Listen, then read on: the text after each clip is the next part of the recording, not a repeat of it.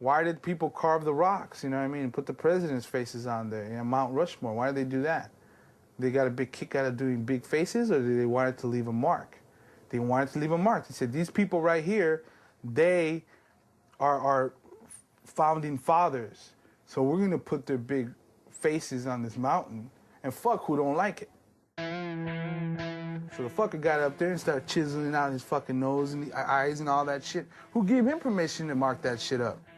You know what I mean? Maybe the Indians had a problem with him putting that fool's face on the mountain. How come he didn't get arrested? It ain't no different, man. That ain't your fucking mountain that you inscribed that name on.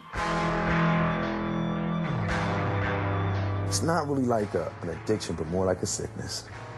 You cannot control yourself once you start, if you really understand what you're doing. The minute you get that first tag, you feel like I could have done that better, and you gotta keep moving. The repetitiveness of it gets really addicting.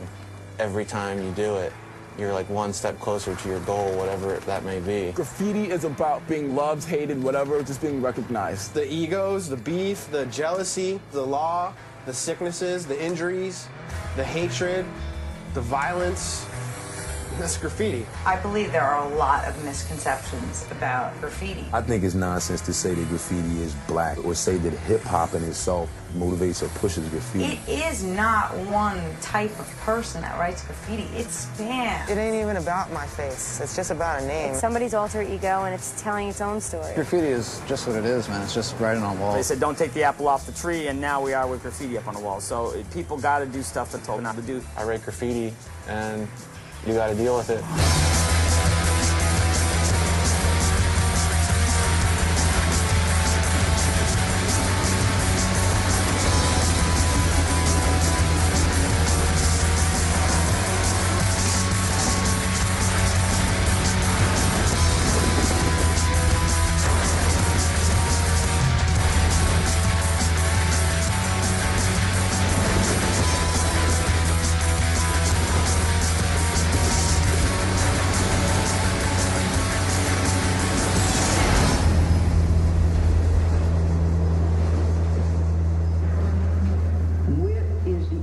Strategy to get us out of Iraq? That was question number one. Number two is a very simple question. Why did I start doing graffiti? I was always like that kid to try to get everybody's attention in class. At home, I don't know, I guess I was just like scared, you know, like I wasn't allowed to be free in my speaking or my behavior or anything, you know, so I like played the flute, but then my father like made me stop doing that as like a form of punishment for me getting in trouble for something. It's the only thing I liked, and he just took it away, and like, you know, that's exactly what graffiti was. It was like that one thing that I could like, you know, jump onto and then slide down out of the window of my life. I saw somebody doing it on a piece of paper, and I was like, wow, that's dope. And then I couldn't do it, and it was like, damn. I started noticing it everywhere, and I was like, fuck. It was just so sexy, and I was a horny teenager, you know? Hit those streets. It was bad, really bad, you know? I mean, of course I stole, but like, wow, writing on shit? So many things could go wrong. You could really get in trouble. It was just crazy.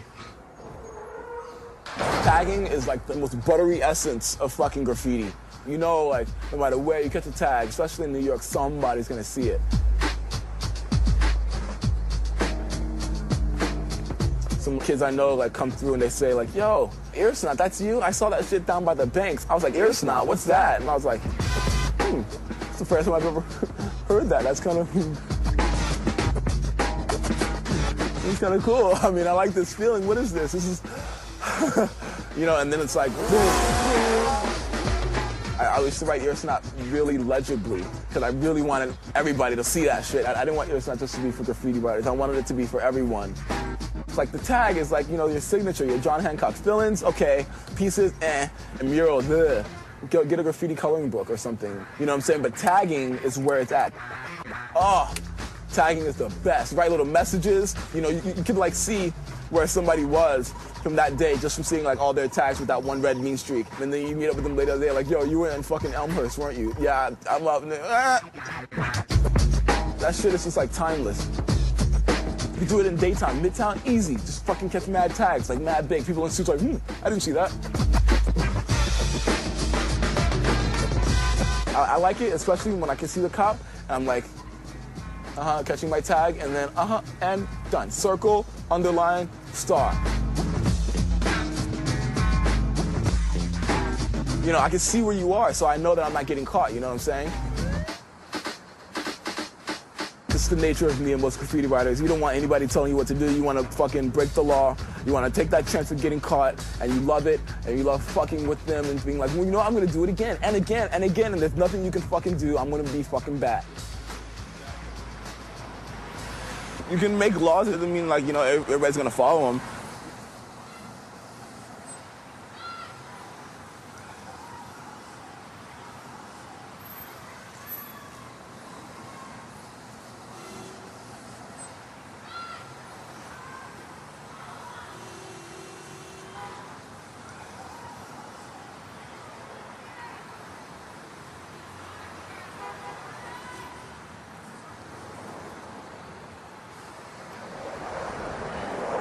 You know, some people come up to me when I'm doing a mural and be like, wow, this is beautiful. I like the colors and I like these animals you put on there and incorporate in this whole thing. I just hate that damn tagging shit, though. And I tell them, it's the same thing. I mean, it starts with a little tag, and from the little tag, it gets a little throw up, and the little throw up gets a little burn, and a little burn, it goes into a piece, and the piece turns into a mural. And if I didn't do that tag, I wouldn't be able to do your building. I never heard of Tumor till '92, and I hadn't been to downtown LA in a few months, and me and my boy Bus had got off the freeway just to check things out, see he was doing shit, and that guy had fucking destroyed it. Like, just all the way down Broadway, you go down Los Angeles, you go down, like, all the main streets, and he had so many throw-ups. It was kind of like a joke. Later, I met the guy, and he's one of the biggest humans I've ever met.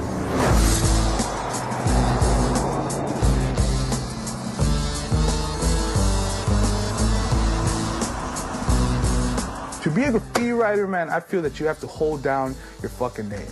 That's it. Not just write on the wall and be a fucking piecer or paint in your backyard and send it to a magazine. Like, to me, graffiti belonged illegally. That's where it is.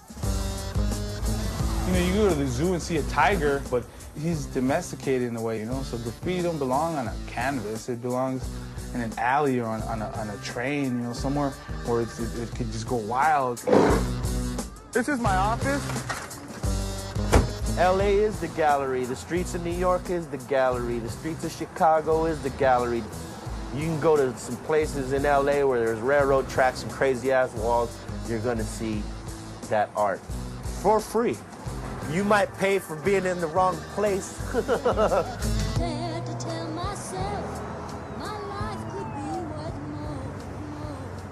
To be a graffiti writer in LA, it's like gangs don't like you and cops don't like you. So you're in the middle of some fucked up shit if you live in the hood.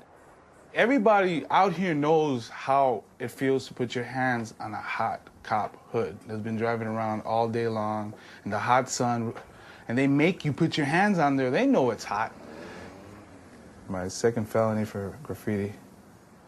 I deal with the consequences. I'm not one of those dudes that blame it on society or people, whatever. I did it, I went to jail, I came out, I did it again, went to jail, came out. Do it again, get killed, die, go in heaven, catch some spots. Here's me breaking a piñata. Here's me a little older breaking another piñata. Here's the aftermath of the piñata stuff. And this one's a piñata one. Just look at the violence. Old people are violent too. Here's a dead piñata getting jumped. Here's another piñata. Here's another piñata. That's where the violence came from.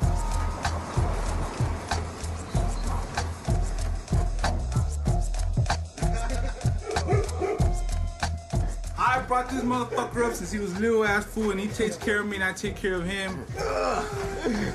TKO is not a gang, and it's not a Boy Scout troop.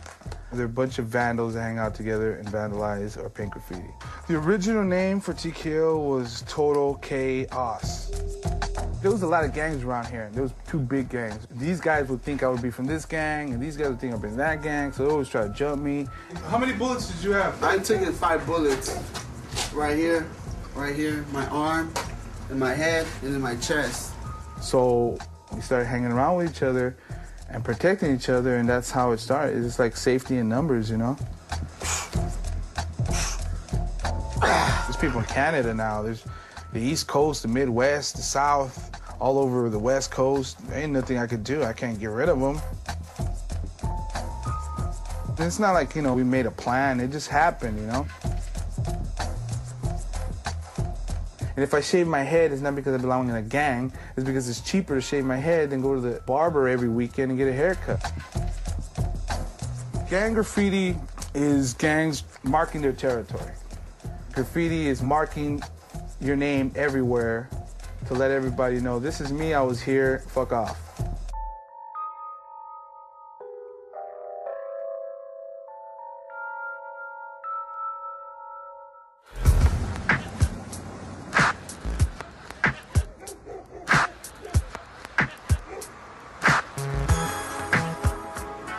It's all about PMS. It controls all of us girls.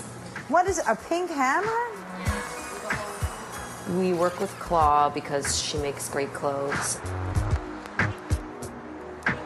And she lends us a lot of cachet, being a little superstar around town. My name is Claudia, so my nickname derived from that. When I was about 8 years old, my friend's older brother came home all high and drunk and said, oh, look, it's the Claw.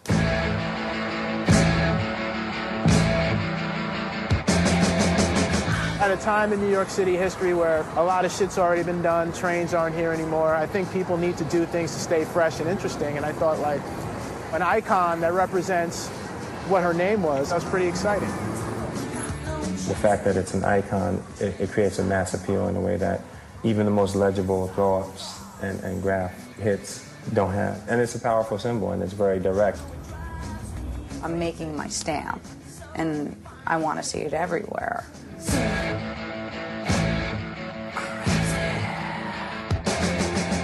If you don't bomb, then you can't peace. Don't bother. If you can't support your name, then you have no business writing graffiti, because graffiti is not just the pretty part. Piecing is kind of the glossy exterior. It's like, look, we're artists, but to get to that level, you had to spend a couple years on the street creating a name and a rep for yourself. When I first noticed her claw symbol, I thought her whole fashion background, claw, her real name, her personality as an individual, it all kind of came together, and using that icon was perfect. I mean, it was unique in its own way, but yet it's kind of summed up who she was, who she is.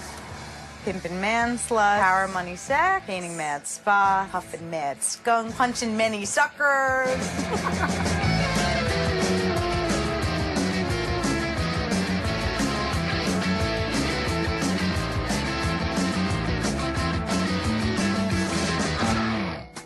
This was in high school. Claudia was basically a good child, but she did certain things that she shouldn't have done in her youth as she got older, especially when she became a teenager. She could have her moments. She could turn on a dime, if you know what I mean. Very rebellious, very rebellious. My other daughter is a physician. I don't think she's made the smartest choices, and I really do think she needs to wise up. If she were to be arrested again, it would be her third violation, and who knows what'll happen at that point. I think that I am a little bit more grounded because, I'm sorry, Bernard, you've got to stop that. She's not somebody who should be in jail. She's getting a little old for that.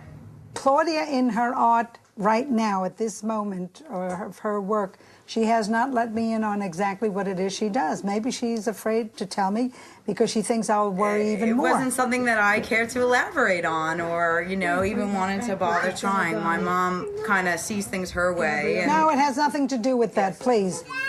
I have not learned to appreciate graffiti art. I don't think my mom really likes graffiti art. I remember her distinct reactions were, why can't you paint a tree or a flower? Why do you always have to write your name? It's so immature.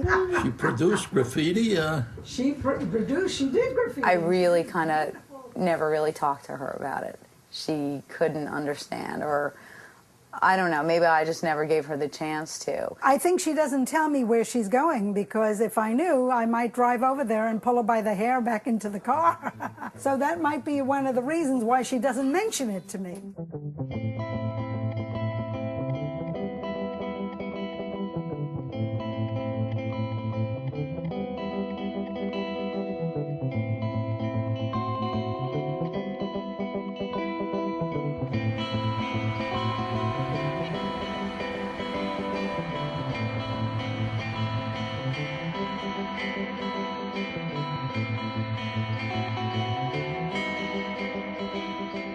When I was younger and I would come into Manhattan with my friends and we would take the subway, you know, in the early 80s, the heyday of the trains, with 13, 14 years old coming into Manhattan. You would get on these cars and you would be just so impressed. It was unbelievable to like travel in this like shuttle of art.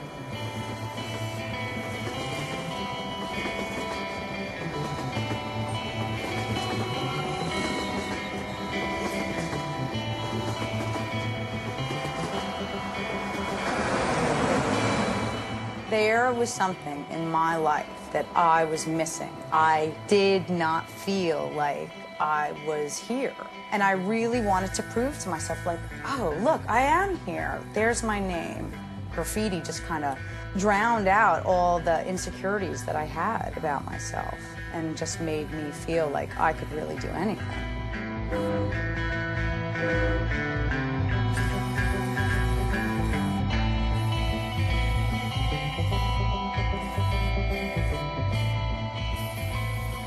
You're walking, there's no one around, it's just this like private little world.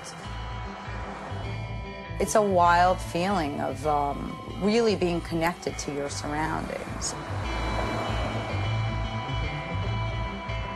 And you can just take a little piece and it's yours. I'm fixing my spot. Somebody mistakenly thought that I am sleeping, that I'm not maintaining my spots, but they are wrong. Cannot let this go on. I was raised by train riders, and I have learned, you know, that if somebody else has a spot, you can't take their spot unless it's dissed.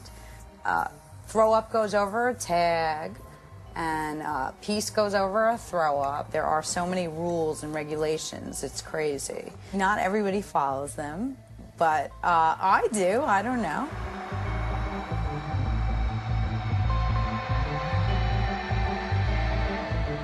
My boys from MBS. This will take 4 seconds to get rid of this. One time I was working on Crenshaw, a sign, all of a sudden I heard a backfire, found a bullet hole in the sign. So somebody apparently had maybe shot at me when I was out there.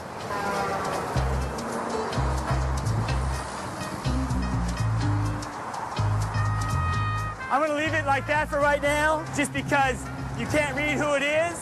Plus I want to see if they're gonna come back and redo it. Joe Conley, the graffiti gorilla. In the 9 years that thing's been up, no one's ever tagged it. You might as well just get out of the graffiti movement and you start doing that. I would go out night and day and paint down every piece of graffiti you have.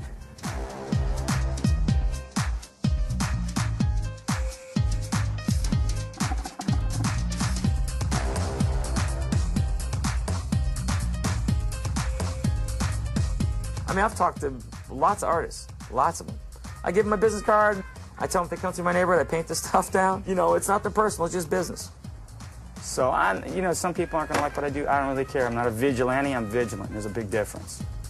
Confrontation is his middle name. He's done a lot. He's cleaned up all the graffiti and gotten rid of a lot of the crime. We like Joe. Joe's a good guy. When I started down here, these houses were $189,000. That guy right there is selling his house for $1.4 million. There's a kid that's writing up here. He's trafficking to school this way. He's only doing graffiti this way, and he hit all these stop signs around here. Everything around here, just a little with a grease pencil. Here he is right here, see? So see, now he's got some skills, because see, now it's darker. See, his old stuff was faded. So see, I would take a picture of this, because I'm going to go to school and ask all the kids who BLT is. And I know it ain't bacon, lettuce, and tomato. So, and then they'll tell me who it is, and then I'll go to his parents' house and have a little chat with him. And then that'll be it for him in my neighborhood. You get a kid and you bust him in his school for graffiti and you think you got him in trouble. When in actuality, what you just did was made him a hero amongst his peers. Now he's big time. Now he's hardcore. You add validity to him. Anti-graffiti, my friend, no tolerance. And look who they gave it to. Nubian Madman, No Mercy, 9mm, Nymphomaniac. Those are the things that I made up. Now, the other things that I heard, no money, no muscles, all that stuff. This is Philly, and we quit to hack a cat. You know, in Philadelphia, there's no cakewalk. Philadelphia graffiti is basically a hybrid of graffiti tagging. Here, the tagging form is actually the most important. When I say hand styles, that's what we call tagging. And I believe that's just the script style that everybody does. When you come to Philly, you realize that you can evolve that even more. We have maybe 8 or 9 different varieties of tagging styles that everybody basically has to learn. I've never seen anywhere else in this country or around the world where people will write their name from the ground to as far as they can reach and not being a piece or a throw up, but just being a tag. This was kind of plain, so I would be like, just to add a little bit more depth to it. Plus, I want to confuse people. I don't want everybody to always read what I'm doing. So that's basically how we're getting down in Philly. We have letters that stand up and letters that lay down. Now that's N, M, with the crown naturally. Letters that are so complicated that they mirror a heart.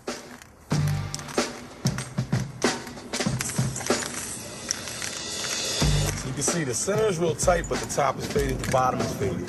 And that's, you know, an up and down fade. And then I come down with a smiley face, a little weed in the mouth, a little crown.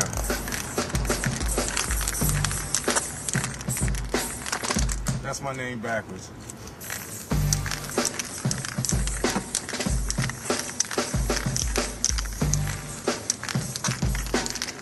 Quotation mark. No emphasis. And I hate y'all. All right, and that's my name, NM, with a little script and a little wicked all mixed in together. See, that's a wicked right there. That's my man, Bait. We was trying to fill these books up. This is like around the time when we were still connecting with people. We were still hanging out with different artists. I grew up in a very diverse area. Germantown has the best of both worlds. It's not too far from a pretty nice neighborhood, but, you know, you can still buy crack. We kind of, early on, realized that experiences themselves could be our mentors. So I didn't necessarily need to, I didn't feel like I needed a father figure. You know, I used to run track and play ball and all that. But I didn't care for that, though, you know what I mean? I couldn't shine hard enough. I thought my name was so cool, you know, I wanted to blast the whole place with this NM tag, you know, and I thought that everybody was going to love me. At first, they hated it. And I got to admit, I had a sloppy hand. I didn't have that kind of control at first, but what I did have was a passion to bomb. You know, a thorough graffiti writer that ran the city. That's what I wanted to do, you know what I mean? I was living it. I would go out, boost, come back home, hide my paint. Moms would try and keep tight tabs on me. I'd try and slip out. I see she found my paint.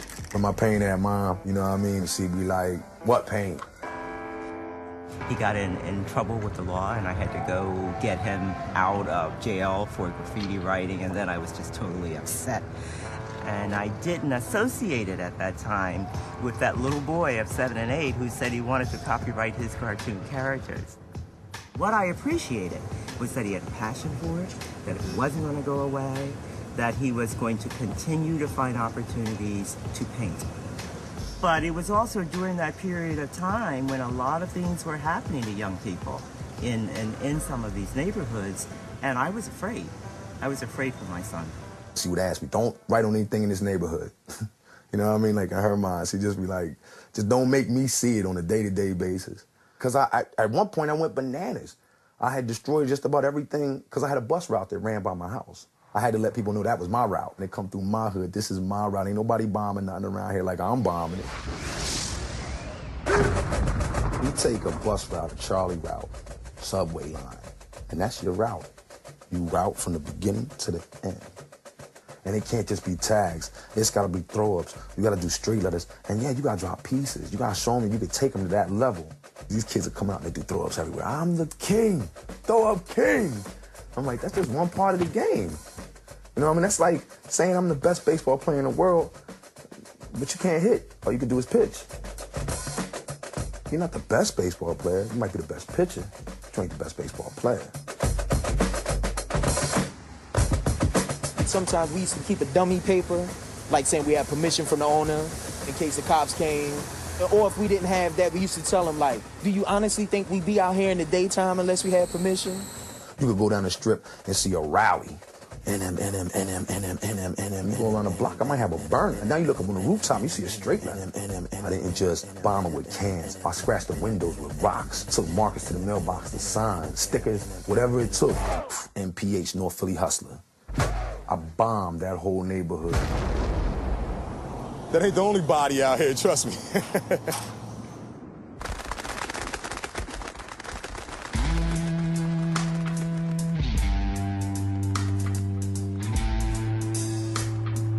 I find it amazing how many kids follow the art of Saber and his friends and all the other kids, but to hear the stories that they don't even know who he is. Some kids think he's a little Hispanic kid, and others think he's a black kid. Some kids think he's a short white kid. Some kids think he's, 16, and others think he's old.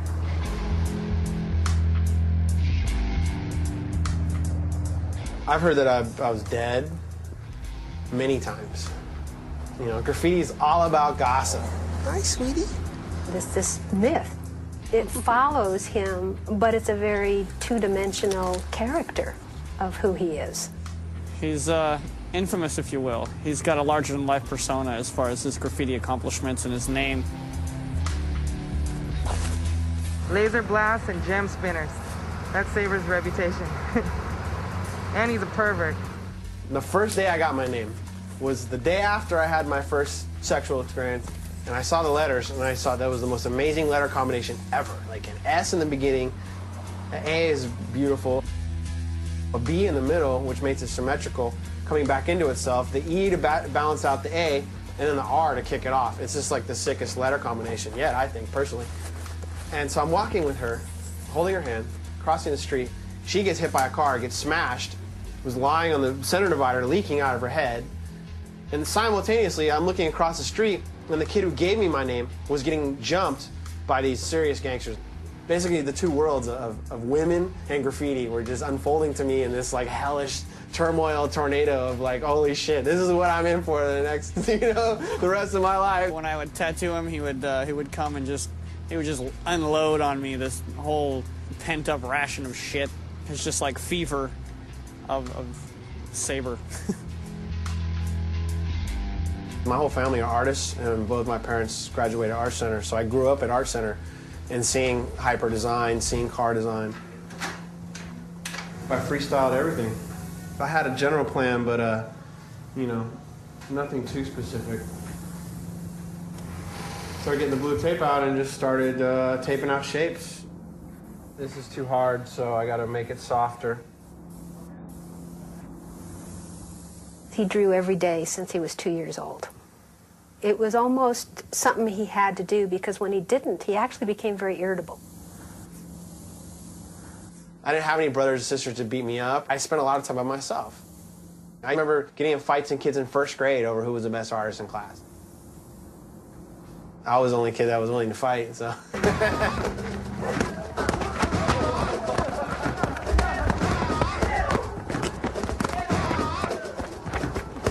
I'll even show you how bad of a toy I was. This is my first piece. 13 or 14 is when he started to change. A skateboard can't exist without a cityscape. So I used to take the bus down to Wilshire, just to get away from the suburbs because I hated it so much out there. And then I started to see this little black book he would carry around, and I would ask to see it, and he was practicing his tagging. I've been known not to be the greatest tagger, but Eclipse definitely has one of the best hands, for sure. He's, the originator of our crew, and Eclipse plays a really important role in all of our lives since we were very young. He got involved with some kids that came from a whole different background, and somehow he identified with that. It was important to be part of AWR because it helped build, Los Angeles styles, and basically they were my mentors.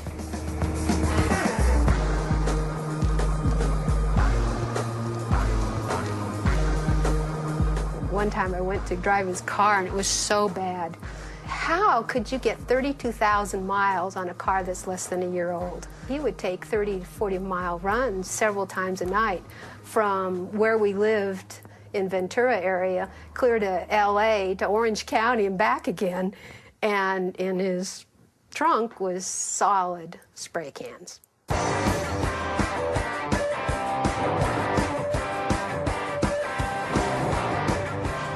The brightest red. Fever red's more like a watermelon color. Intense red's like banner red. Light red, you know, I don't know. This is Montana's Paint's distribution warehouse for all of North America. Spray paint specifically for graffiti, aerosol art. Gotta stop saying that. We're not condoning graff. We're not directly putting these cans in kids' hands and saying, go out and crush stuff. 99% of the customers are graffiti artists. When this paint first started hitting the streets in America, everyone was like, that shit is way too expensive. It's never available in stores where you can shoplift it. Now, the quality of the paint is so high, people have given up shoplifting, where they shoplift other stuff they can sell so they can buy Montana. With pocket cans, you go to clubs and you get patted down, I can always get these things in. And then you take it another step further with these little things. Poltergeist, it glows in the dark.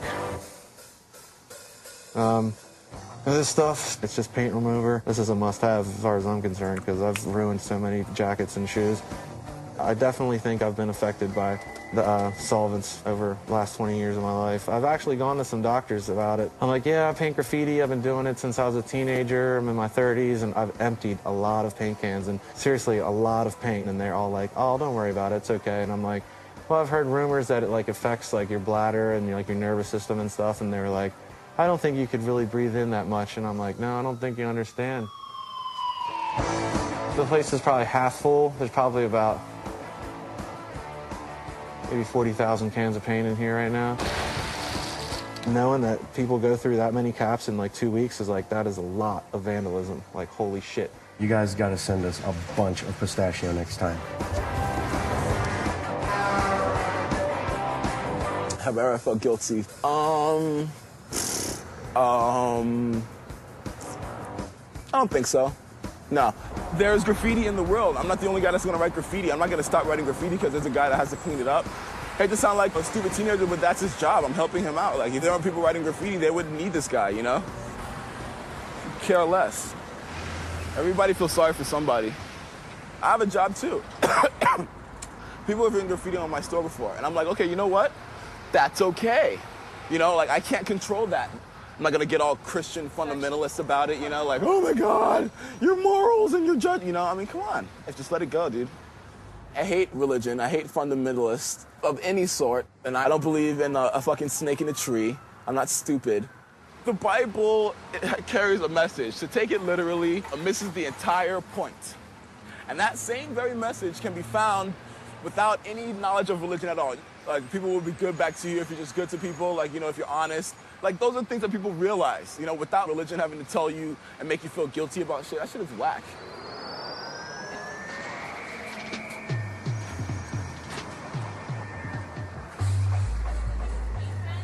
Yeah. Oh, all gone? No. Shut up. Uni paint doesn't make the broad paint markings anymore? Rack with a Sharpie? Yeah. Those are paint. Oh, yeah.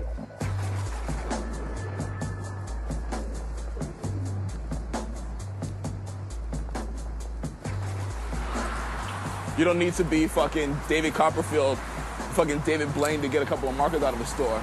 But it helps in tight situations, you know? I shoplifted since I was like, what, 5, 6? It's like a game. You go in the store, you G them up, like, hey, what's going on? You got that customer shopkeep thing going on, and they have no idea that you're stealing, no idea. Or they know you're stealing, they've seen you in their mad times, and they still can't fucking stop me because I'm so nice. Me and him are like dead opposites. I think of consequences that aren't even there. And with him, it's just, you know, I feel like getting a CD player, or I feel like getting this or getting that or whatever, and he'll just go out and do it. There's mad things that I will not pay for, will not pay for.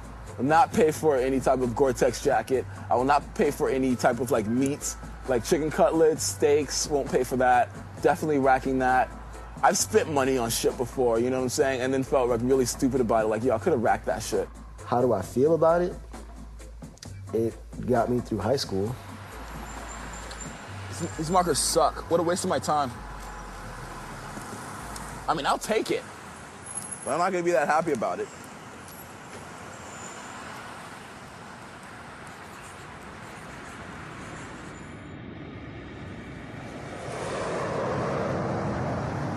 The city and county pay $250 million a year, our tax dollars, to people to work with gangs and paint out graffiti. So why is our entire city filled with gangs and graffiti except for where I am?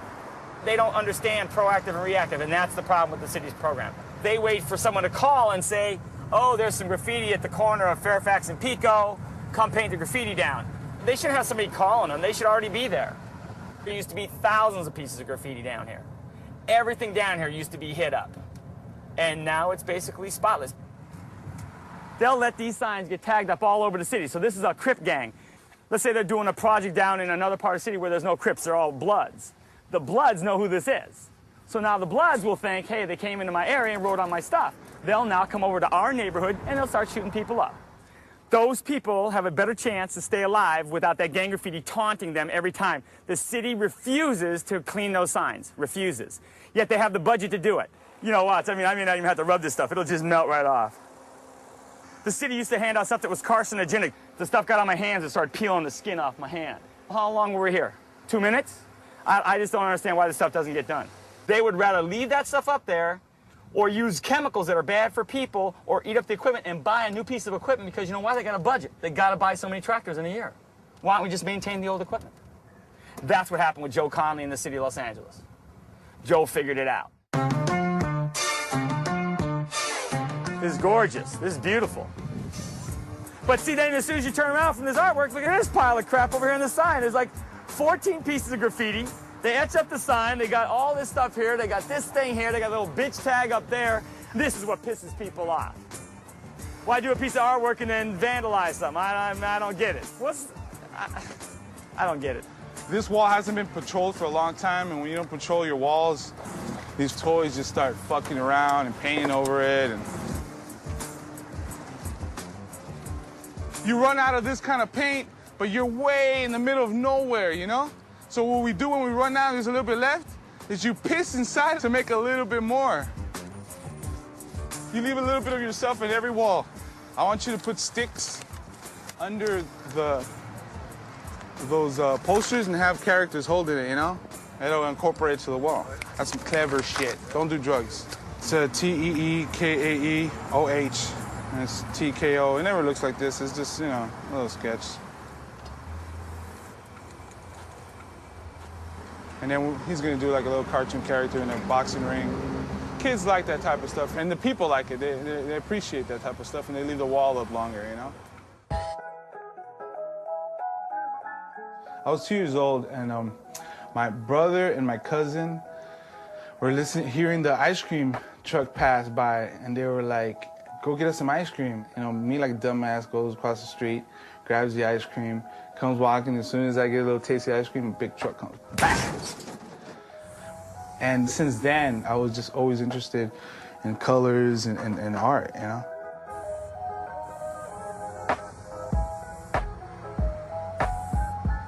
He started drawing in the table, in the wall, in the bathroom. He was in the bathroom and he was writing. And I get mad at him. I told him, you gonna clean it up? What year was that? I think when you was 8 or 9 years. That would have been 1980? See, I'm old school, man.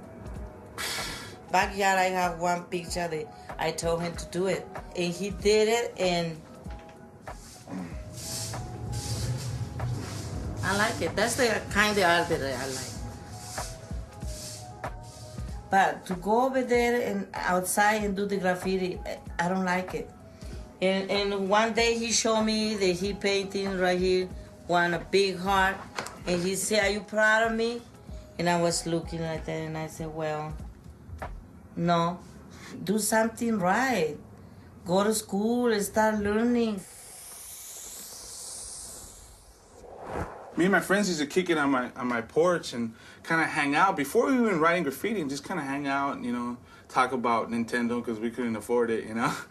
And she would be like, "Hey, go to the park." And I'm like, "No, I don't want to go to the park because the park is gang infested, you know. Go to the park." We would go to the park, get jumped. I used to have Prismacolors, so I would put alcohol inside the Prismacolors so it could just be a little bit more paint. And I was in my dad's restroom filling it up. He comes in thinking I'm sniffing it. "You're sniffing paint and all this." I'm like, he fucked me up.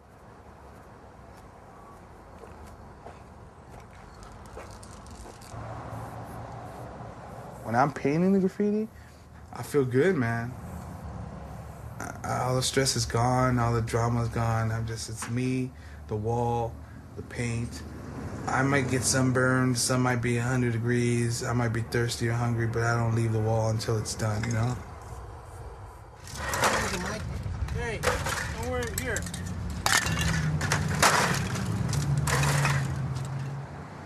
I should have added more green stars.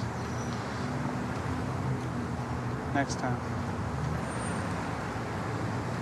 Hopefully tomorrow we could get something bigger cracking. It's gonna say Saber, but it's gonna take me a minute to get to that point. Looks a little messy now, but by the end of the day, it's gonna look real nice. S-A-B-E-R. You know, I mean, there's a lot of math going on. There's a lot of visual math going on, and people don't realize how much math really goes on to do a piece. It's like with our pieces, we like to break them down to as if they're actually in fighting stance. The R leg is cocked a certain way and has parts coming out that'll get you, or when I have certain center points to a piece, I'll guard them with little, like, spike connector laser things or whatever you want to call them. I remember even being young before Saber was super big, people kind of being attracted to his stuff because he was young and he was doing really technical pieces and he was very productive. And, you know, he hit good spots. He wasn't that guy just walking down the street, just tagging on everything. He was the person that would take the spot and make the most of it. Saber's known for just going all out.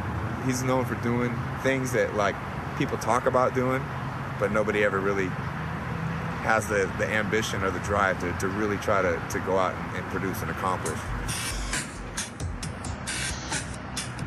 As far as the West Coast is concerned, he's produced like probably, you know, 4 or 5 of the like 10 most monumental pieces and works of graffiti. Things like the bridge on the 5 for GK, you know, that MSK billboard right there by the Capitol Records building in Hollywood. You know, those things are just like colossal. So it took me and Zess about 3 nights, and it's actually about 3 stories tall. And the funny thing was, when I finished it, I get a phone call from GK, early as hell. "Your S looks like shit. You need to go back up there and fix it." And I was like, ah! So I went back in the day and fixed the S, and then I figured out finally it's done.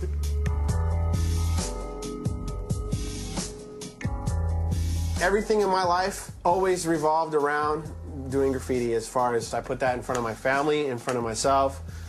You know, I've put my parents through hell for this.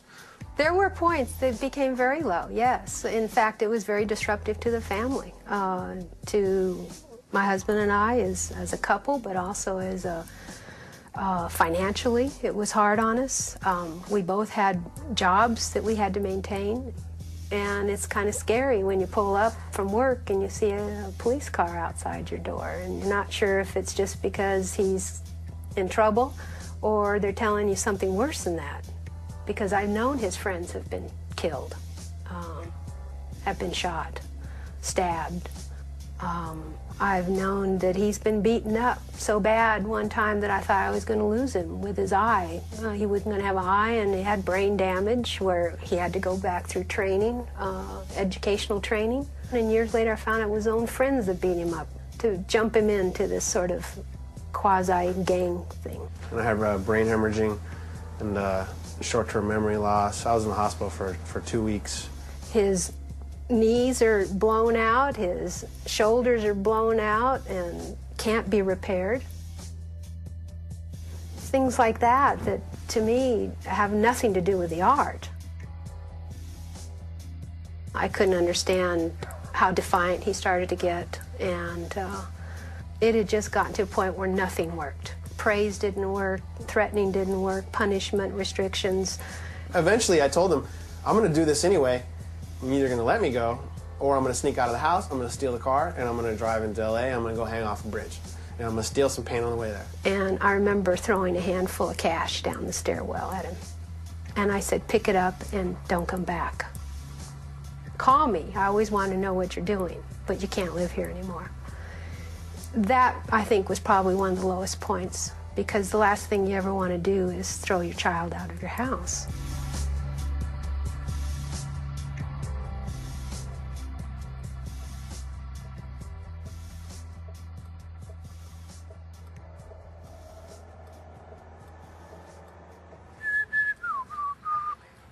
Somebody caught a tag inside my E and like went all over my whole shit. Like, oh, there's this guy right here, expert. He's got a tag in his doorway. Yeah, I want it to be clear that, you know, I fucking went over you. You know, like.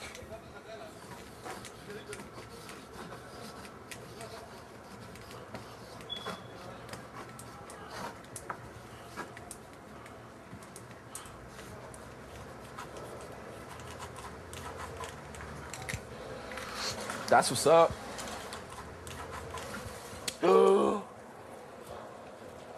Okay.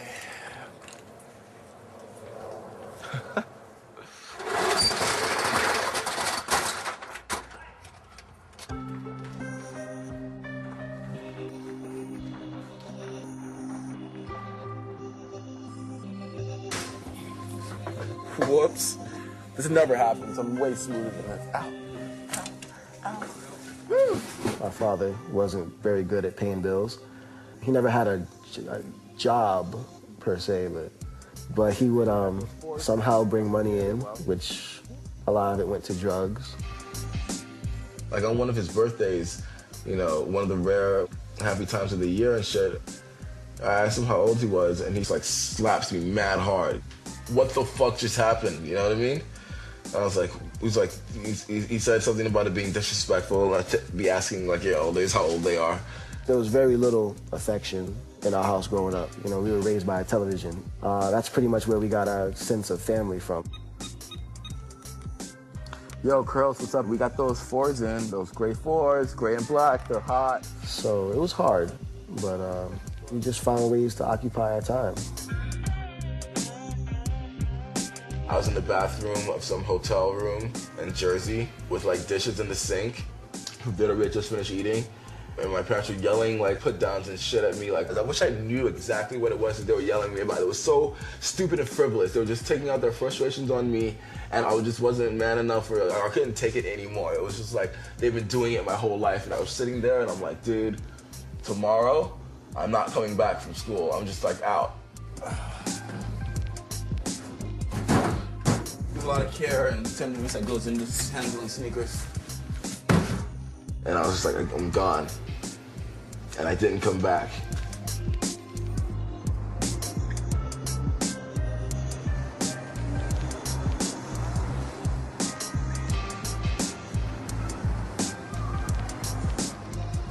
I just turned 17, I think. So I didn't finish my senior year of high school.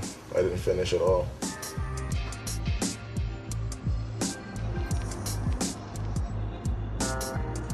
I like skateboarded with my friends all day, and then like at the end of the night, just like I just fucking go on the train. It was all good, and just rack everything I needed because it was just sweet like that for me to reels.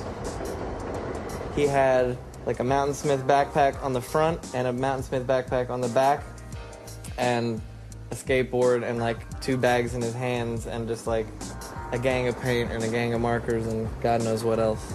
Oh, like all my shit, you know, like I had my shit in my big ass bag. Fucking, I was just like my ill pillow, and I'll just like sit, and I'm on point too, you know, I'm not like fucking Daryl sleep. Everyone partying, like a lot of drugs, a lot of drinking. We were just young kids, just trying to have a good time, basically. It was so exciting because it was like everything was like so new. I'd never done anything before.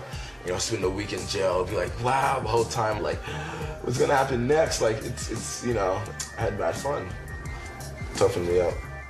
All that stuff that he held inside just exploded out, and it was really a shock.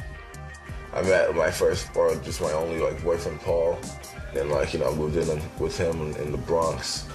Total, like, domesticated, you know. I didn't know how to function in, like, you know, regular lifestyle. Like, you know, that was good. Homophobia in the real world is hard enough. Imagine what it's like in the graffiti world. You know, the fact that, you know, as a black man, he's standing strong as a writer and proud of who he is and his sexuality, I think is fucking amazing. People are like, oh, he's not even hiding it? Oh. I'm here to break stereotypes. That's why I like people know that I'm gay and shit and like fucking, you know, and then I'll fuck you up as a gay person, you know what I mean? And I'll write graffiti on your face and shit. And I'll beat you in a fucking game of Jeopardy. And I'll fucking like, you know, run you in some 100-meter dash. And fucking, here comes the helicopter, so we're gonna chill.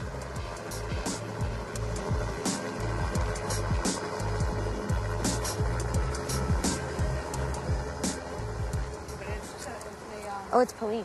Is it? Yeah. It's not police, that's security or something. All right, well, I saw a little light.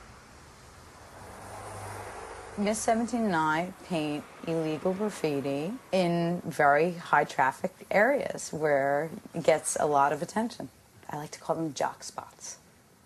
There are spots that, you know, men would be concerned about being at, you know, all hours of the night, and I know she's up there with like 17, and I mean, I've been in the boondocks in the middle of the Bronx and, you know, in crazy kind of locations, and I've been like, damn.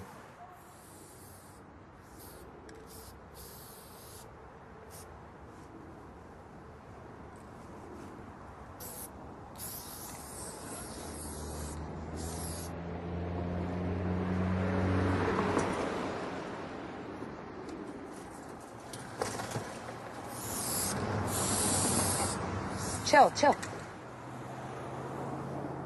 When we go out bombing, we are one unit. I mean, we just take turns. One of us is going to look out, eagle eye, every direction, make sure nobody's coming. That's how you have to do it. If you don't have each other's backs, no one's going to get your back for you. PMS for life. It's the only crew I will ever rep. Going to these really fucked up neighborhoods, and essentially I'm this little white girl running around wherever I please, writing my name. And so when I teamed up with Claw, suddenly it became more obvious that I would be a victim because we had guys following us and we had guys trying to hit on us and didn't want to take no for an answer. This guy's backing up because he thinks we're hookers. They always think I'm a hooker. And a cheap one, I might add. Anybody messes with me, I'm gonna spray him right in the face. Stop! Hold it! Freeze! Now!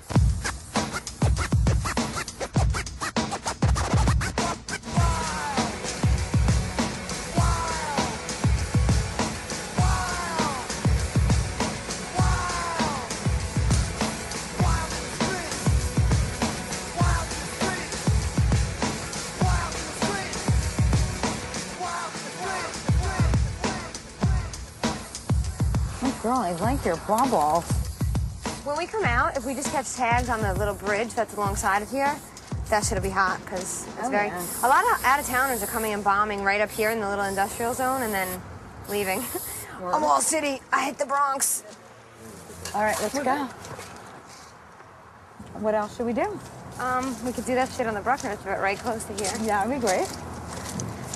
Do we have to climb a fence to get in there? No.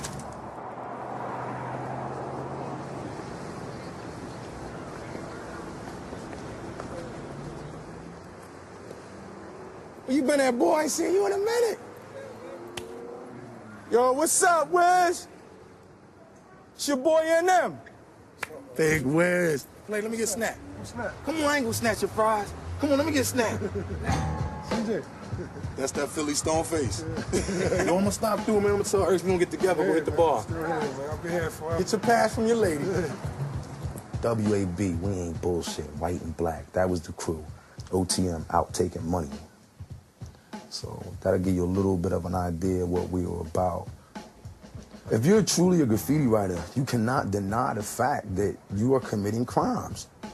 And you can sugarcoat it all you want to, but if you're breaking into things and you're stealing your supplies, you're a thief. If you're somebody that steals paint to support the graffiti that you want to do, eventually that goes into another level. You want to go to a party, you want to look good, so you go steal some clothes to go to the party, you know what I mean? We used to stick people up.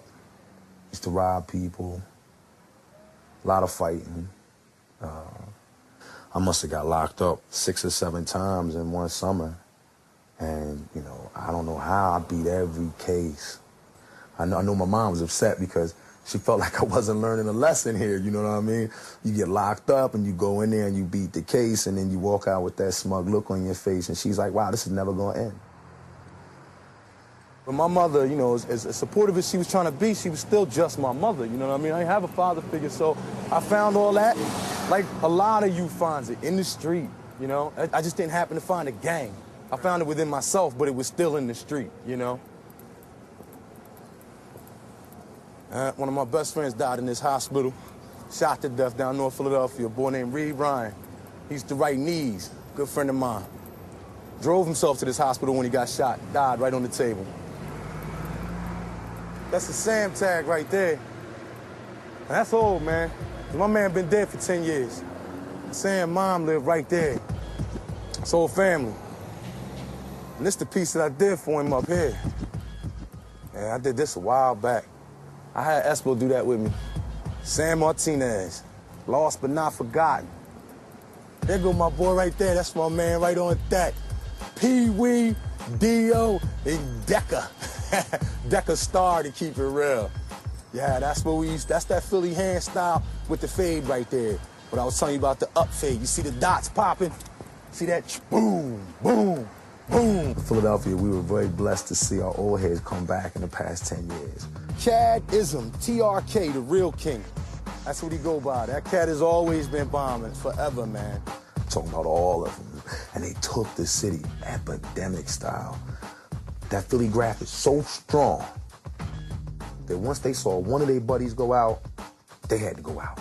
And somebody saw them 2 cats go out, and they had to go out. So you saw everybody. I mean, one of them was my postman. He used to come deliver my mail. I had no idea it was the bull. You know, and he was infamous. His name is Satan. Infamous, the bull. This a war. He got X'd out by a dude who wrote B.E. That's a bull right bait. He older than me and been writing longer than me. He'll never stop. Him, Cadism, it's like 10 of them that are like, we'll never quit bombing. Gotta respect him for that.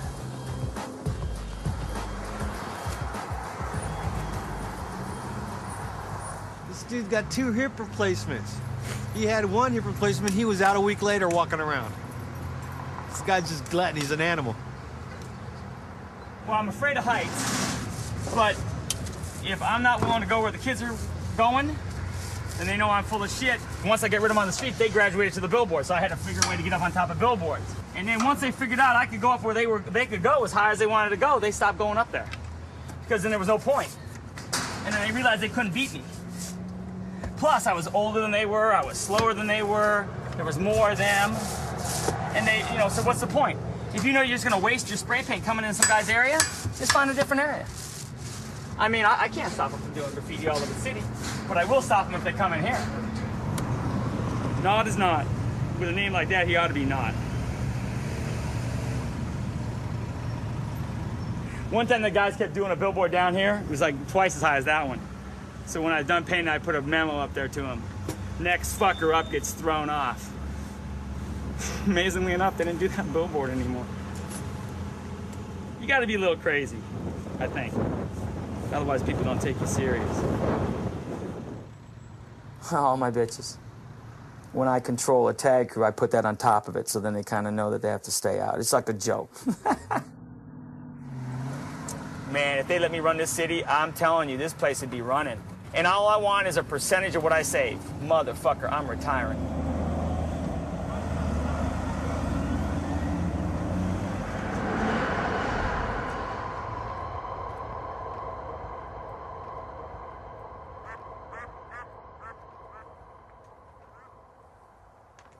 We're the Oakland Tracks.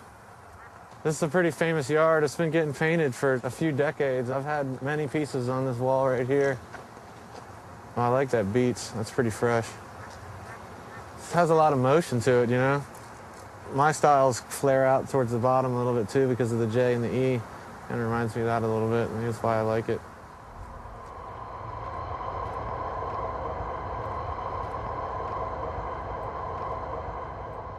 We're benching.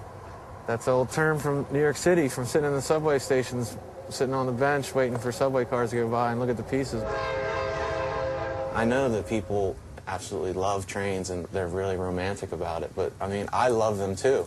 I just happen to love writing on them, and I love seeing them with graffiti on them. The motion of it is a powerful thing. That tag I did in probably Baltimore and DC like 8 years ago. Man, it's come a long way. I grew up in Baltimore, like right on the edge of the city, suburbs. Right after my parents got married, my dad got drafted to go to Vietnam. He was a helicopter pilot, and their helicopter was shot up, and there wasn't one bolt found, a couple parts to machine guns, and they found my dad's gold wedding ring.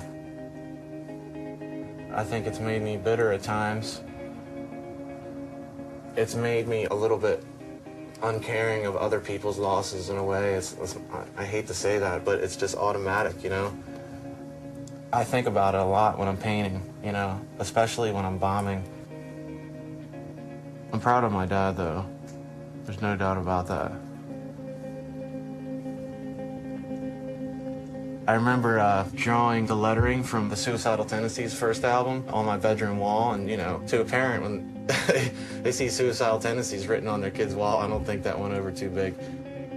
I think I wrote Graffiti Strikes, and then I changed it to Master, but I stopped writing that because people were writing Bader after my tag, and that wasn't really what I was going for. I think it's just more natural to write your name than to make up something, you know?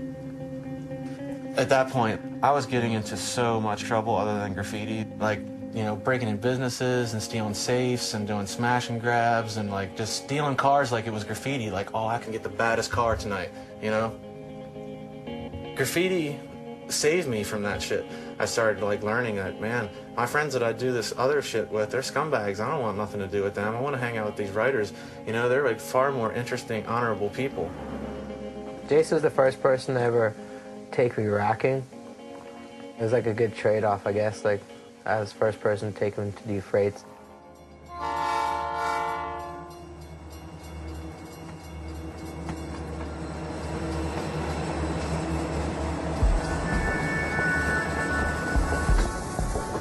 If you're a train cop in a certain city, you know, everyone painting freights, they're obviously not doing it while the train's in motion. It's only stopped in, like, this handful of places, so cops started to, like, you know, just happen by those spots in the middle of the night just in case. And, like, one time, I remember I was with Evade.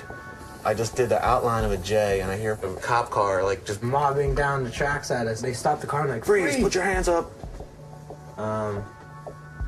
Fuck that. I jumped up on this fence. And the whole top of the fence just snapped and off. This dog jumped onto Evade. Just climbs up on top of the shed. And jumped on this garage. Just launches over. Like, my foot fell through the roof. Boom, gets up, runs again. Bam. Made tons of noise. Fucked up these people's roofs.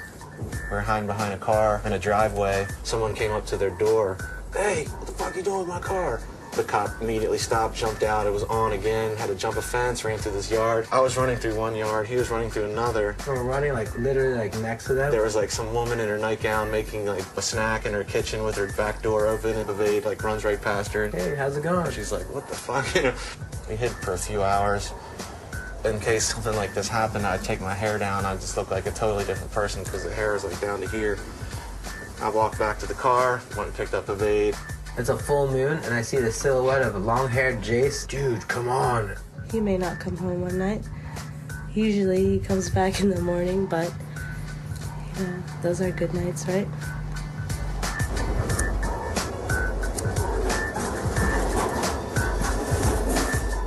So a lot of people go and they paint freights, and they'll do, like, a piece in, like, a couple of tags, and then that's it. That's, like, the appetizer for him.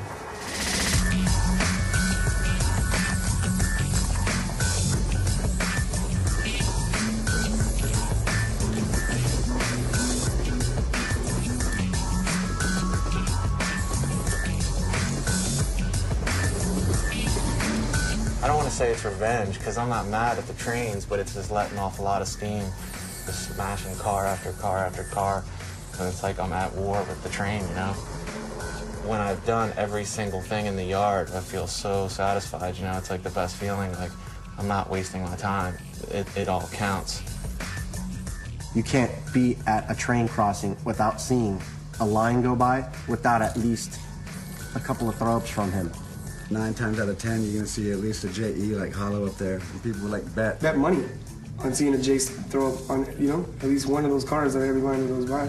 If you're gonna think about freights, you're thinking about Chase. You can't have every train. It's physically not possible. But you can have like one car on every train, or you can have one thing at every place where they keep trains. I want to be up in this whole country, not just one city or 2 cities at the same time. It's pretty rare now if I see a train go by and I don't got to throw up on it, but it does happen. There's other people that can do it. No one's done it, and it's going to take you a long fucking time. I know that. 100 cars a night, 300, 400, maybe 500 cars a week. And I did it for 5 years, 6 years, 7 years, 8 years, 9 years, 10 years. I mean, it gets up there to like 30, 40, 50,000 throw-ups. It adds up very quickly.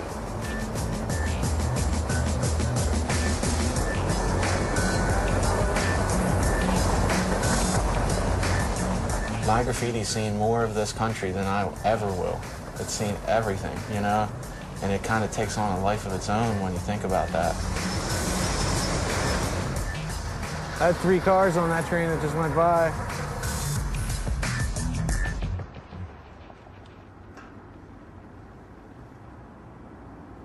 First of all, the obstacle is getting in with all your supplies. You have to be aware of who's around you, who's going to call the police on you. If there's sensors, you know, you don't go in there slipping.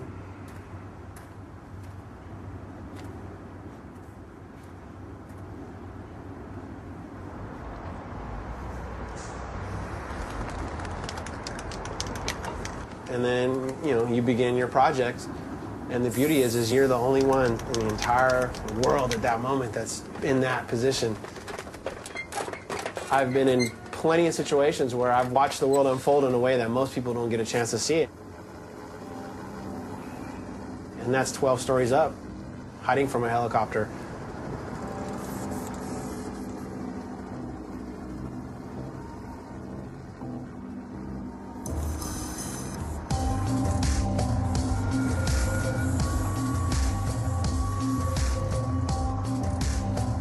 When you're that high up and you're that visible and you're doing something so big, they pretty much can see you from a mile away, possibly. So there's a person in there looking, and he has infrared if he wants it. Oh, holy shit, your heart's pounding, and that voice inside of you that tells you not to do it, the guilt and the fear that's inside of you, your stomach turns into knots. It scares the shit out of me. I'm constantly like paranoid and in fear of my own life. Those times, you know, on that 6-inch ledge where I just slipped, and it's like I've been there too many times. But if you don't do it, you don't succeed, and someone else got the spot, someone else got the fame.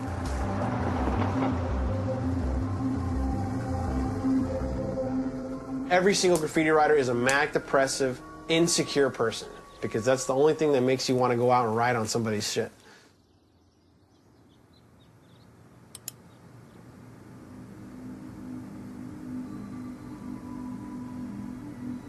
You know, Satan's, to me, his anger stems from his separation anxiety from God, and this is what this painting's called, separation anxiety.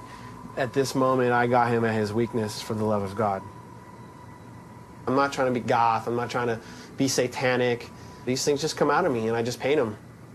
Another Satan, but I think I need to paint another angel now to balance it out. Sometimes my imagination just kind of goes away with me. My dreams haunt me relentlessly. Terrible, terrible nightmares. I will wake up in this kitchen, you know, freaking the fuck out, or moving paintings in my sleep, or these weird spider dreams that are just ruthless. And, you know, I actually made a little spider and put it next to my bed so that it kind of is like my little spider protector and things. Graffiti flourishes where it's the worst, in the darkest places. You see things that you're not supposed to see. I mean, the amount of homeless sex that I've seen on the street is ridiculous. You're painting. What are you going to do? Leave because this idiot's going to go fuck right next to you and smoke crack and shit? No, you're going to keep painting, so you paint, you know? I've seen dudes coughing up tuberculosis, coughing up lung matter as he's walking along to go die in a fucking piss corner somewhere. There's plenty of dilapidated people out there that need somebody to pray for them. I mean, you know. On the other hand, people are in that position maybe because they deserve it or maybe because they made the wrong choices. Life is a dark fucking place. It's beautiful in the same token. A lot does grow in the dark.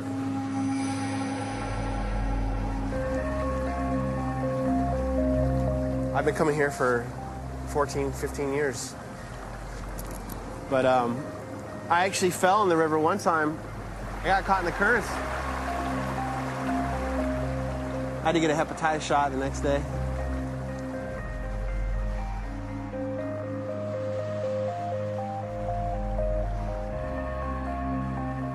This place can be very dangerous at times. The freeway people can see you, CHP, the helicopters, and the Amtrak.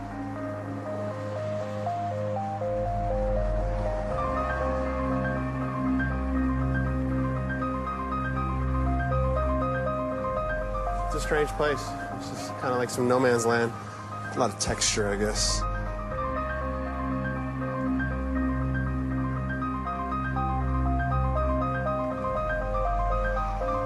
That's my #1 insecurity right there, and this is where I spilled the 5 gallons.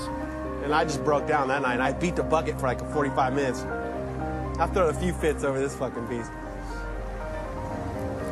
Right now we are in the LA River on my old piece I did in 1997. Roughly about 55 feet tall by almost 250 feet across. By the end, it took about 126 gallons of rolling paint. It took me about maybe 35 nights to paint this thing. Actually, I blew my knee out on this piece. All the time on the slant, I created a groove in the cartilage, so I had to get surgery on my knee. I think the outline will hold at least under 10 years, but you know, this environment, it gets so much sun, it gets so hot, all this paint just gets baked every day. Originally, when I finished it, it was 97 gallons, but some asshole came from New York to diss it, so I came back and did the outline. In the long run, I'm actually really glad he did that because it humbled me. And the other thing is it gave me so much freaking fame in New York that it revitalized my, presence.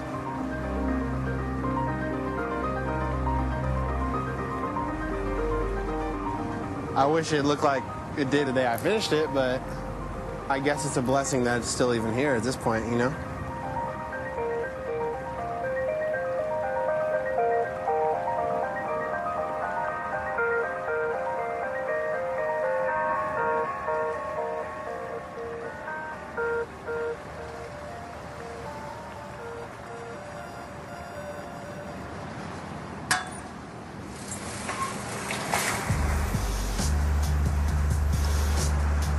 Every yard we have has a TKO, and that lets everybody know this is a TKO yard, come with respect. And they do. They usually just tag on the floor, We have a lot of different riders here from Europe, New York, Mexico, Canada, and they all left their mark here on the floor. They haven't touched the murals, they respected all of our stuff, and that's good. That's respect.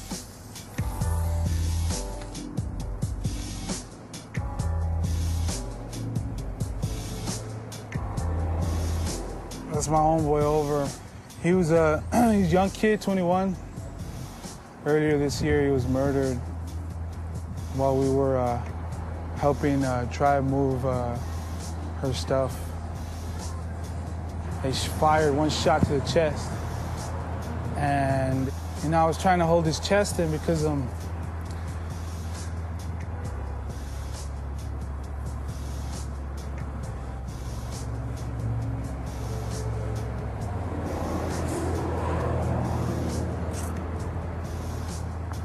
because that's what I see on TV, People trying to hold their wounds. So, wow, his blood was coming out of his mouth and nose and shit. I couldn't help him. I screamed for help, but nobody would help us, you know? They just seen us as gang members or whatever, so why help gang members, right?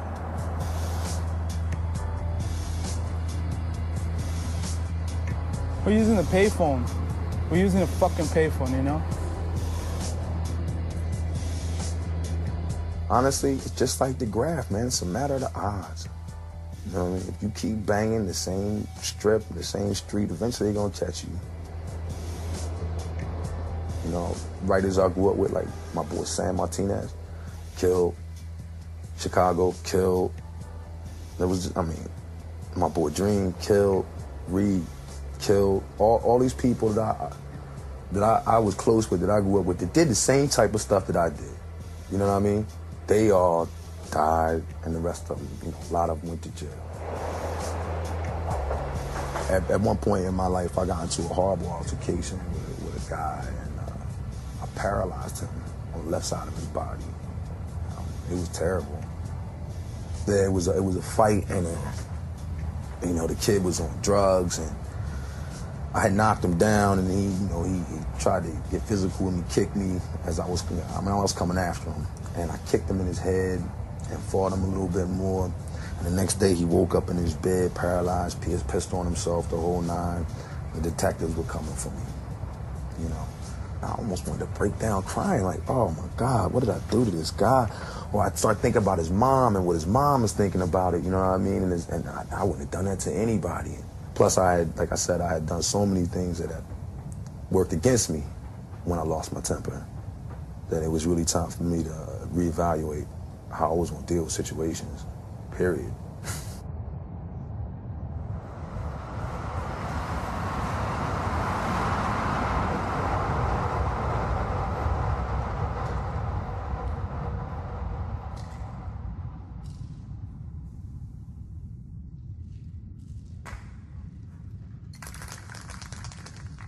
We're in the DuBois Tunnel in San Francisco. I'm only going over spots that are dissed and bullshit. Oh, it's too damn dusty.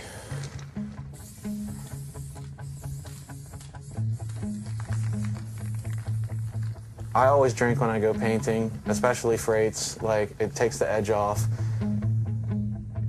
But Soap, you know, Bill Schiff, we were partners in painting all the time, and we were getting drunk and wasted. And 10 years went by, and I realized I hadn't gone and done graffiti once without being drunk.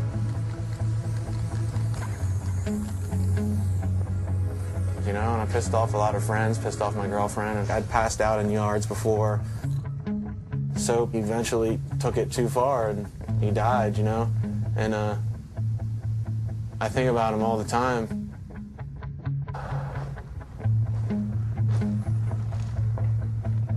But then there's the thing with bombing. My stuff looks fucked up if I don't drink because I'm scared. And I can't concentrate on what I'm doing, and I'm like freaking out on all the sounds I hear in the background, you know? I need to get wasted, or I end up just driving around the city all night looking at spots and not getting out and painting any of them. So I've been struggling here and there. I'd stop for a while and then start up again and stop. And losing him is helping me survive right now, you know? Trying to keep my feet on the ground.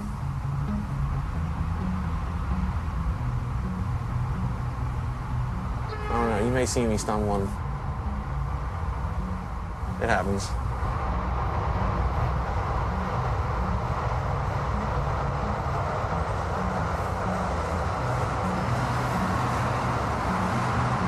I have a bad temper, I guess. I'm comfortable being angry. It's roots from when I was like being a kid and had no control over shit, you know?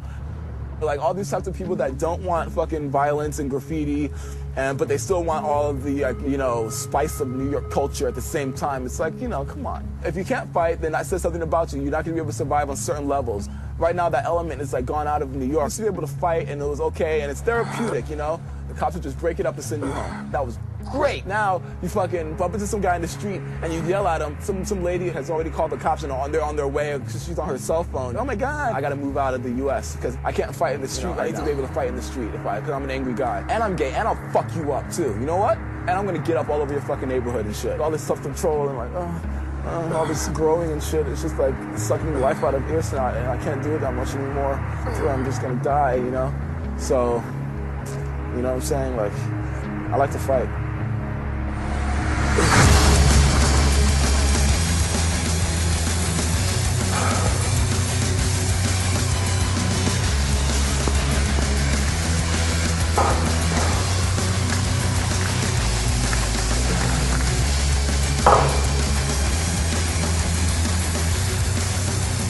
You know, like, you think in your head, like, yeah, I got a bunch of fucking soldiers and they're gonna go out and do all kinds of shit.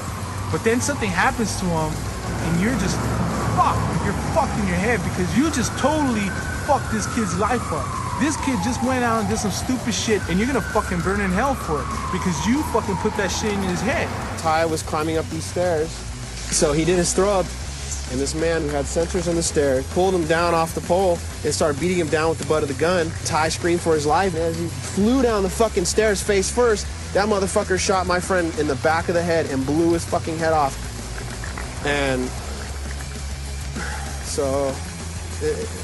Their wives and girlfriends and mothers look at me like, you motherfucker. You're the reason why my son, my boyfriend, my husband is going out and fucking up in the streets. Because they want to be in TKO. His parents didn't know anything about him. His parents didn't know the legacy that he left behind that even mattered. You know what I'm saying? They didn't know anything about their own son. If it was for me, then I'm ready to die and I don't really give a fuck. But fuck if that's gonna happen because I got a little sister that wants to see me. And I got a mom that wants to see me every fucking night when I go home. I did have a choice, but you know, I failed to recognize the good choice from the bad choice and could have got married, could have had kids, I could have had a good career. You know, I would have been better with my family. And I lost all that shit forever for this graffiti. I'm fucking tired. I'm tired of fighting, I'm tired of arguing, I'm tired of fucking dealing with shit. And it's weird. I never thought that when I was a kid, that how I'll be walking around with a fucking gun all the damn time. It makes me hate graffiti.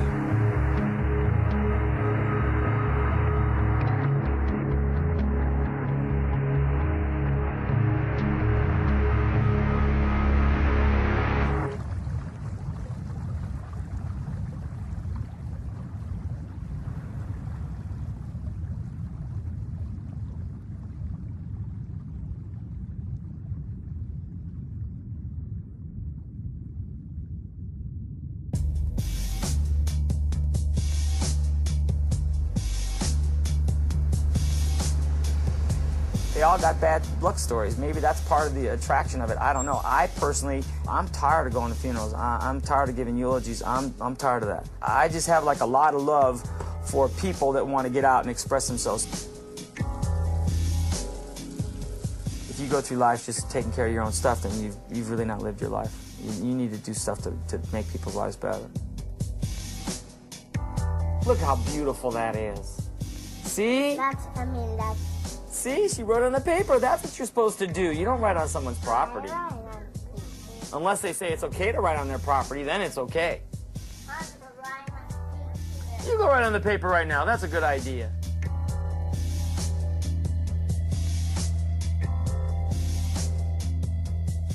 I can control the destiny of these paintings a lot easier than I can my graffiti. And I'm tired of getting buffed. I'm tired of getting dissed, you know? You pretty much got to count on everything that you've ever done will get dissed, buffed, or fade away.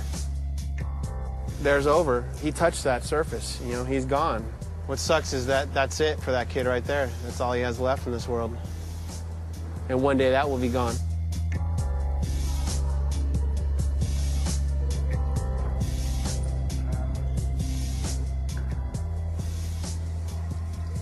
So now we are in the LA River. It smells a lot nicer in here though.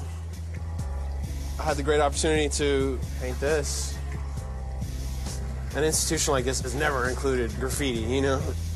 What's more important, vandalizing or actually doing something that will last? So it's not about just being a young punk running around destroying shit. Right now, I'm thinking about the maturity of graffiti. Where you take it when you get older. See, I can no longer just look at it for what it is and say, that's great. I have to make it something that is positive, something that I can inspire people that, look, I went through all of that. You know the stories, you know what kind of person I was. But you can do positive things. You can change. I think that graffiti taught me my work ethic, respect, and I thought that they were just graffiti skills, and then I learned very quickly that they're life skills. I'm glad that she is respected and that people like her work. More importantly, that she respects herself and is satisfied with her own life. That's more important than being looked at as a cultural icon. Do I really need to bomb the streets if people are wearing a claw on their chest? I don't know.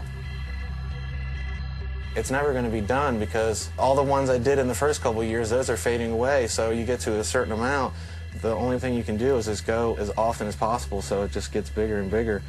Graffiti is like a big race, but there's no winner. All you can do is stay in the lead for as long as possible. I'm proud of my son. I envy that passion and that talent. I'm glad he has an expression for it. If you don't like it, that's you. You know, you don't have to look at it. There's a train that goes right through the city here, 2 blocks from my house. Every time the train goes by, I look at every single car, seeing if I can spot Jason's art on it. Every time. And I think, you know, one of these days he's going to send me a message across the train. You see that? That's my brother. I'm proud of him. I don't care that everybody sees it, you know, just know some people will see it. That's good enough for me, you know? Like, look, I was here, because that's all it really is. Like, look, you know what I mean? Like, this is me, you know, and like, keep it moving. And like, mad people do it for the same community of people, you know, just so that they could be like, look, guys, look, I got a new one, you know what I mean? So like, human for like people to want to do that, you know?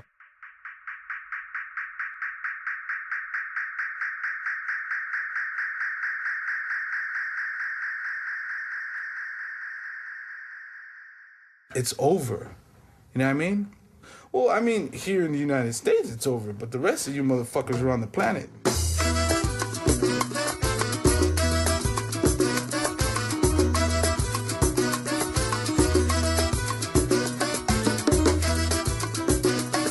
Hey, they ain't buffing shit out here. Shit's staying up.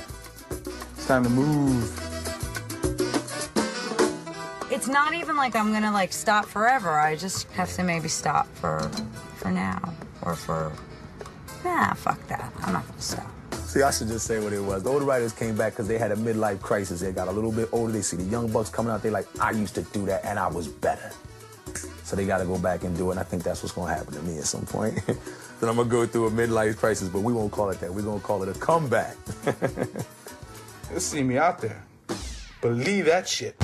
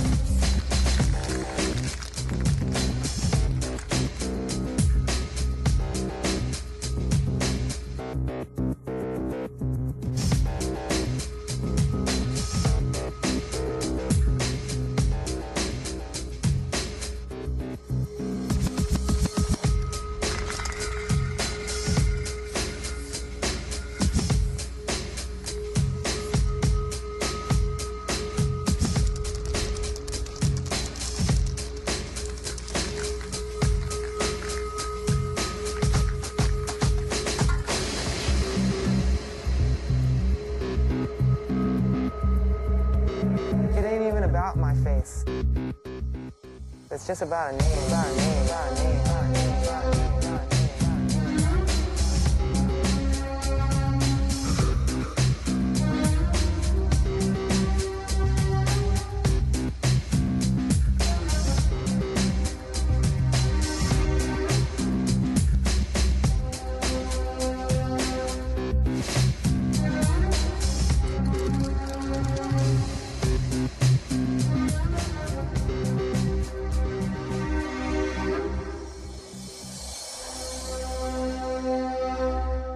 You want to date penguins, man, knock yourself out. I'm all for it. Doesn't bother me. You want to come into my bed with that penguin, now we have to sit down and talk.